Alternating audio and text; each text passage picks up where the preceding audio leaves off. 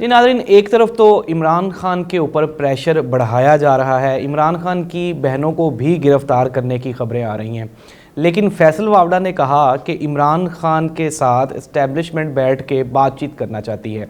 ये दोहरा मयार, दो खबरें, इनमें से सही क्या है? आने वाले दिनों में पाकिस्तान की पॉलिटिकल सिचुएशन क्या होने जा रही है? ख्वाजा साद रफ़ीक साहब ने भी आज ट्वीट किया और उसमें भी सिर्फ़ और सिर्फ इमरान खान पर तनकीद ही की गई।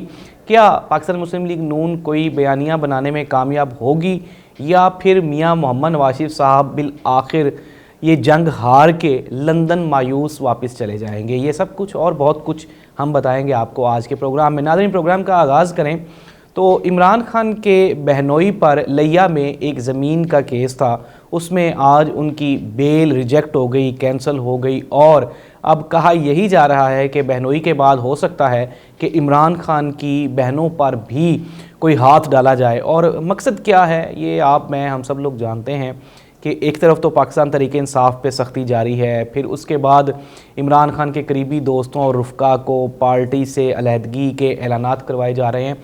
लेकिन हमने पिछले प्रोग्राम में भी बताया था कि इस सब के बावजूद और ख़राबी सेहत के बावजूद भी इमरान खान जेल में ना सिर्फ कायम और दायम है, बल्कि अपने पॉइंट ऑफ व्यू पे काम अभी तक वो बिल्कुल पुख्ता वहाँ पे खड़े हुए भी दिखाई देते हैं। इमरान खान ने आज भी अपने वकला से मुलाकात के दौरान पाकिस्तान में आइन और कानून की बालादस्ती का ऐलान करते हुए उनसे ये पूछा कि इलेक्शंस के बारे में क्या हो रहा है, और उन्होंने मज़ीद ये भी कहा कि मेरी तरफ से मेरी कौम और आवाम के लिए यही पैगाम है कि वो आइन और कानून की बालादस्ती के लिए कोशिश करें। इमरान खान ने वकला के नाम अपने मैसेज में कहा कि वकला को चाहिए कि वो अपनी आइन और कानून की बहाली के लिए ना सिर्फ वो सड़कों पर निकलें और कोशिश करें कि वो जितनी आवाज़ उठा सकते हैं वो उठाएं। नाज़रीन, इमरान खान जिस दिन से गिरफ़्तार हुए हैं, बल्कि अगर इमरान खान की आप प्रीवियस हिस्ट्री भी देखें तो इमरान खान पाकिस्तान के वो चंद सियासतदानों में से एक सियासतदान है जिसके ऊपर ना कोई माली ना ही कोई इखलाकी बदउनवानी का कोई केस था।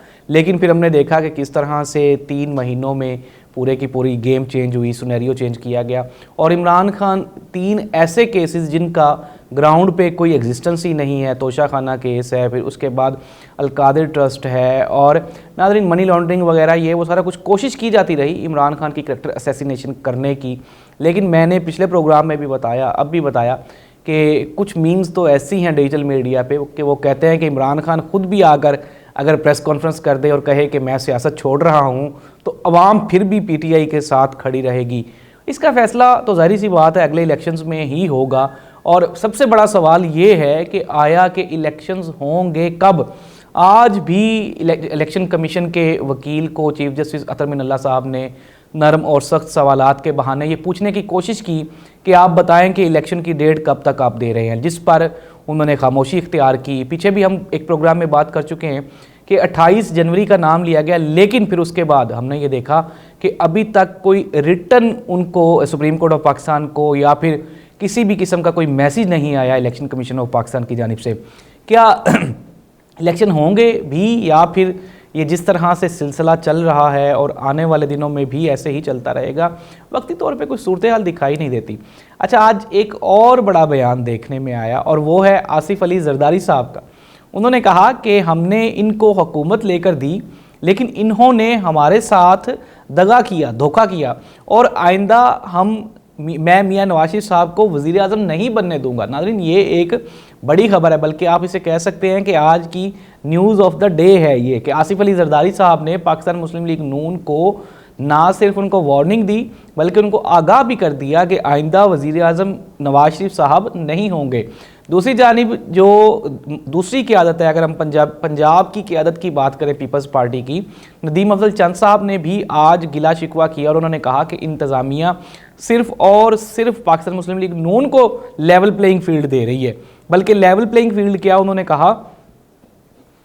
कहा कि ये सारे का सारा सिलसिला सिर्फ और सिर्फ नून लीग के लिए ही किया जा रहा है और मियां नवाज साहब को वज़ीर आज़म बनाने के लिए सारी पॉलिसीज़ बनाई जा रही हैं। तो इस तरह से पाकिस्तान पीपल्स पार्टी भी अब खुल के पाकिस्तान मुस्लिम लीग नून के ख़िलाफ़ मैदान में आ गई है और आने वाले दिनों में, मैं पहले भी कह रहा था कि ये कोई बड़ा इत्तेहाद नहीं होगा और ना ही ये इम्पॉसिबल है कि आसिफ अली जरदारी साहब या फिर इमरान खान یہ دونوں آپس میں ایک دوسرے کے ساتھ کھڑے ہو جائیں. اور یہ چونکہ ظاہر سی بات ہے سیاست ہے, اس میں کوئی اینڈ پوائنٹ نہیں ہوتا, اور عمران خان ویسے بھی کہتے رہتے ہیں کہ یو ٹرن کو اتنا کوئی مشکل کام نہیں ہوتا. تو ناظرین دیکھنا یہ ہوگا کہ آنے والے دنوں میں پاکستان کی پولیٹکس کا جو حتمی فیصلہ ہے وہ ظاہر سی بات ہے الیکشنز کے اعلان کے بعد ہوگا. جماعت اسلامی نے لاہور میں بھی احتجاج کی کال دے دی ہے, اور ہم نے دیکھا اسلام آباد میں ایک بڑا اجتماع جماعت اسلامی کی طرف سے کیا گیا, اور اب لاہور میں انہوں نے کال دی ہے. دیکھنا یہ ہوگا کہ کیا لاہور میں بھی اتنا کراؤڈ وہ نکالنے میں کامیاب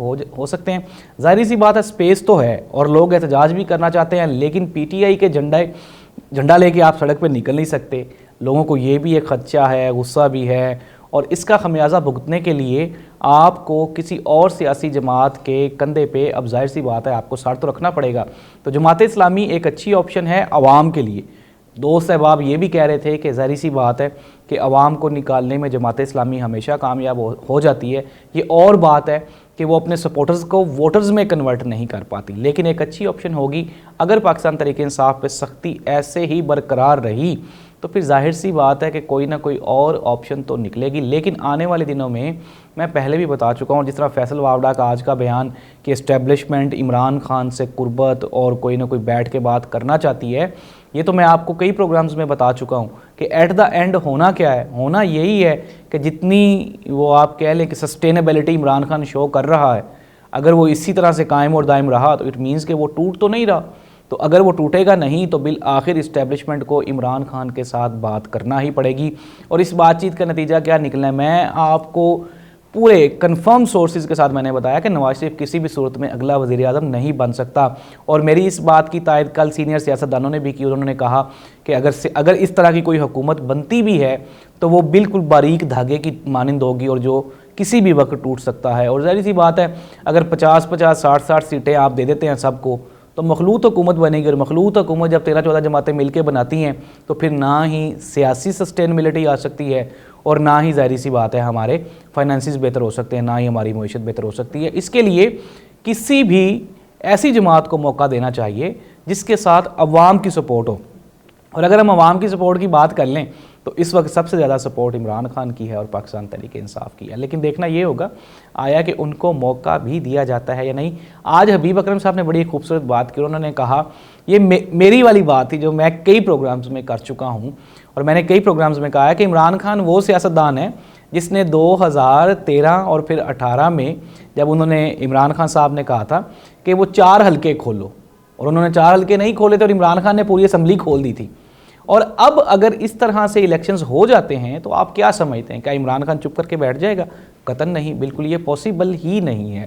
اور عمران خان ایک ایسا سیاستدان ہے جس کا پریویس ریکارڈ یہ شو کرتا ہے کہ چاہے وہ اکیلا بھی کھڑا رہے تو وہ کنٹینر پہ کھڑا رہتا ہے. اور ایسی صورتحال میں نہ ہی تو آپ پاکستان میں سیاست چلا سکیں گے اور نہ ہی معیشت چلا سکیں گے. اور میں پھر کہہ رہا ہوں کہ عمران خان نے اپنے پیچھے کوئی بھی ایسا کیس نہیں چھوڑا جس میں آپ عمران خان کو عمر قید سنا سکیں یا پھر اس کو سزائے موت دے سکیں. ہاں یہ البتہ یہ اور بات ہے کہ جس طرح خبریں آ رہی ہیں کہ عمران خان کی طبیعت ٹھیک نہیں ہے, زہر دیے جانے کا خدشہ, اس طرح کچھ نہ کچھ اگر ہو جائے تو پھر تو آپ عمران خان. لیکن سورسز نے یہ بھی بتایا کہ اگر عمران خان کو خدا نخواستہ ان کی جان کو کوئی خطرہ ہوا یا خدا نخواستہ اگر عمران خان جیل میں فوت ہی ہو جاتے ہیں تو بھی یہ ساری زندگی کے لیے ایک ایسی گھنٹی ہوگی جس کو نہ ہی تو اسٹیبلشمنٹ برداشت کر سکتی ہے اور نہ ہی پاکستان کی سیاست اس کو برداشت کر پائے گی.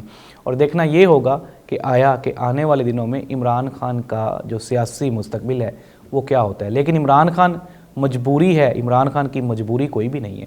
اور یہ ہم سب لوگ جانتے ہیں, کہتے ہیں کہ جب آپ سب کچھ کھو چکے ہوں تو پھر آپ کے پاس کھونے کے لیے کچھ نہیں ہوتا.